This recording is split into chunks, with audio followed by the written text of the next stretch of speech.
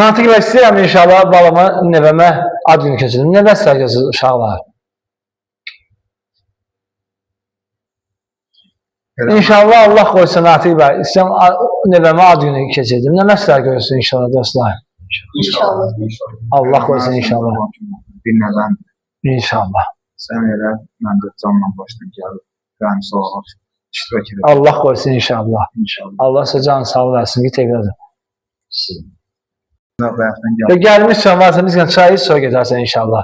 Oğlanı deyim çay. Oğlan bilirsən çay götür belə daha için inşallah.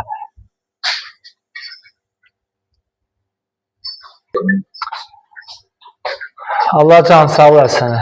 Gözəl bana.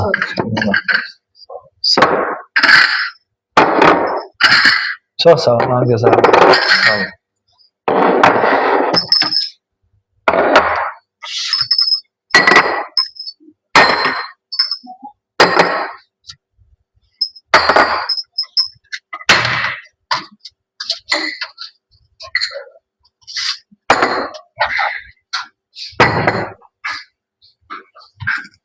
Bir də çaylar süzüm. Ay mənim bərəkət olsun. Allah canımı sağ olsun. Canbar ağa, Bəli. bu ad günü mərasimi harda olacaq inşallah?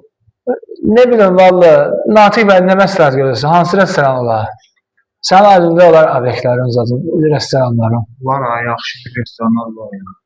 Evə gedim danışarım. İnşallah. Zəng edək, telefon zəngi danışarıq inşallah. Allahın köməliyi ilə. Nuş edin dostlar, için çay. Bismillahirrahmanirrahim. Bugünkü gözəldir ziyafətimiz. İnşallah toyda da gözəl olacaq. Allah qoysun inşallah. Nərəm Allah sənə xoşbəxt olsun. Buyur atam. Kişi məclis olar mı? Bəli, bəli, inşallah. İnşallah. Allah'ın kimi.